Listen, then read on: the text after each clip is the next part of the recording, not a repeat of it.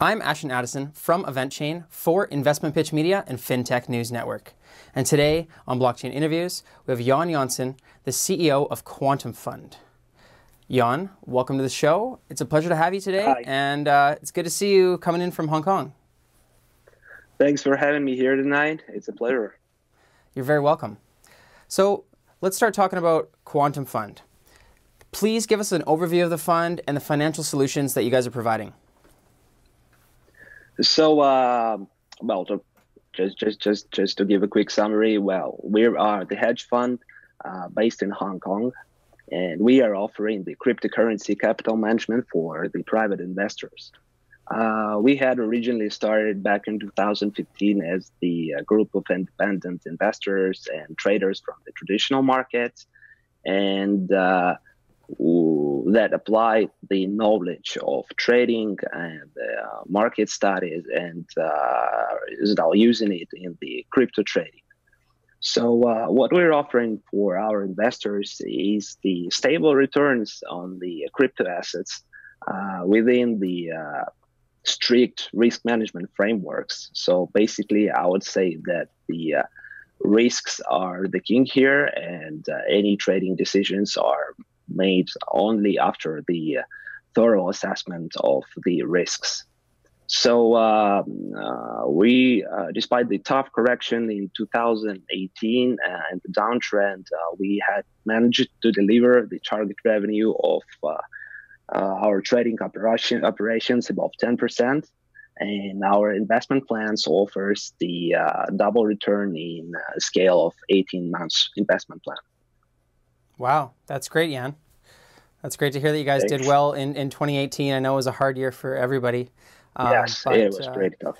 Many funds that play it smart are able to make money no matter which way the market moves. So that's great. So let's get a better picture of your fund. Are you guys just investing in the top cryptocurrencies, or are there security token plays or equities, or what does the fund look like overall? So basically, we do the trading of the top 20 the coins, top 20 coins. So basically, that works perfect for us.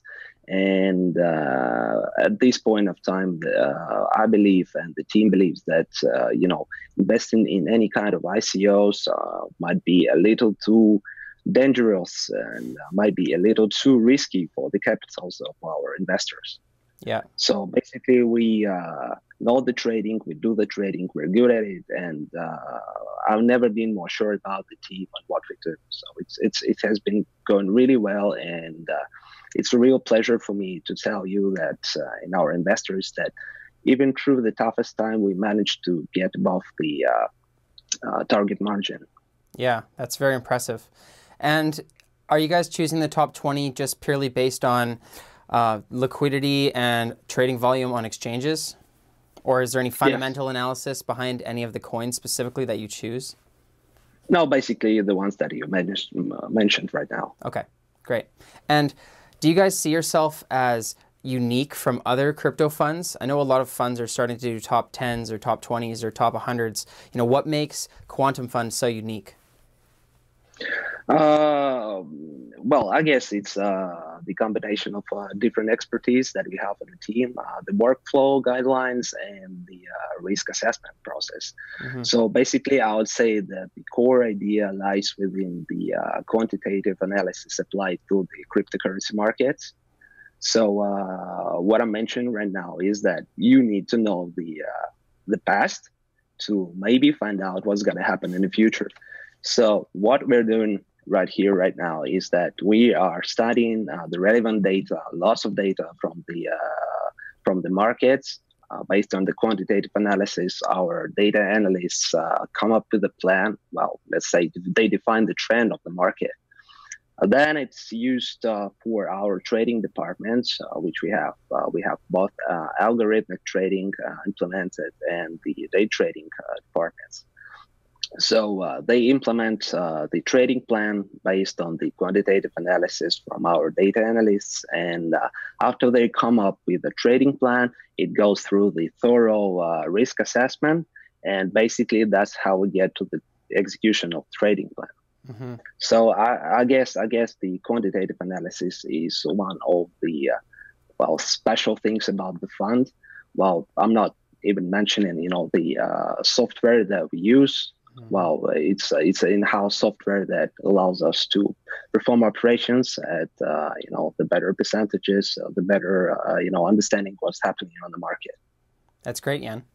And as your current investor base, is it people in Hong Kong, people in Asia? Are any investors allowed to reach out to you guys? And do you guys have a KYC system set up, or how do you guys attract investors? Yes, at this point of time, we have the KYC system implemented, but it only requires you to input your ID during the registration. Currently, the target regions for the fund would be defined as Asia and Europe.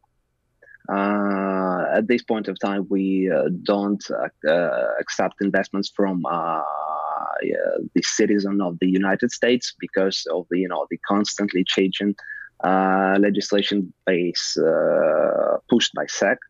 So apart from that, well, everybody is welcome to join. That's great. That's great. And I know what you mean about the United States. So how big is the fund right now? And are you guys projecting on growing the fund? And if you are, what would you like the fund size to be in the future? Well, let's put it this way: the current income, the capitalization of the fund allows us to maintain, the whole system that has been going well for a while. So I mean that to keep up the facility, the staff, the maintenance of our software solutions, but definitely in the future, we have plans to upscale the fund's operations, maybe by introducing some solutions like the wallets, or especially we also focus on the solutions for the investors that are looking for the big investments. So just to make things for them easier. That's great. And as a regular fund, I would expect you guys have some kind of profit model. Are you guys taking management fees on the investments, or are you working on a profit model? What is your guys' revenue sources? So basically, it is all within the investments plan that we have. So basically, the percentage of the margin percentage of our operations is divided between the fund and the investors based on the invested amount. So basically, we have the 50-50, 40-60, and 30-70 plan, which is the first one is the commission from the percentage that goes to the investor, and the second one is the commission that the fund keeps. Okay, great. So we're all hoping that the 2019 crypto markets will flourish, and of course that will help the fund. Do you guys have any plans to change any of the strategies in the fund, or are you going to stick to the top 20 and just wait for the bull market to rise up? Or what specifically on your roadmap for 2019 do you guys have planned? Well, it would be fair to say that we have lots of ideas, but I'm thinking that it's very important, to not scatter our attention, on all the things. So the plan for this year is to grow the capitalization of the fund, to maintain the margin indicators, and well, definitely we expect the bull run to be happening in 2019, 2020, to the series of indicators, such as the Bitcoin halving reward, such as institutional players such as Bakkt come into the game, and obviously the Lightning Network implementation.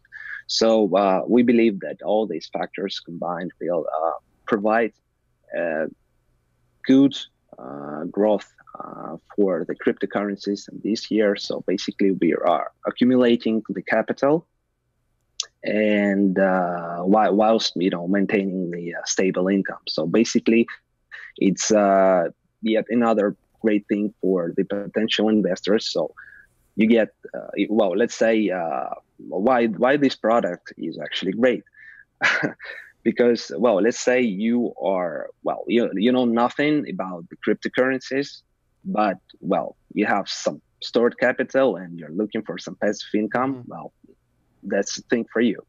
If you have stored some cryptocurrencies, but you do understand that, you know, performing any tradings or investments on your own can be excessively risky.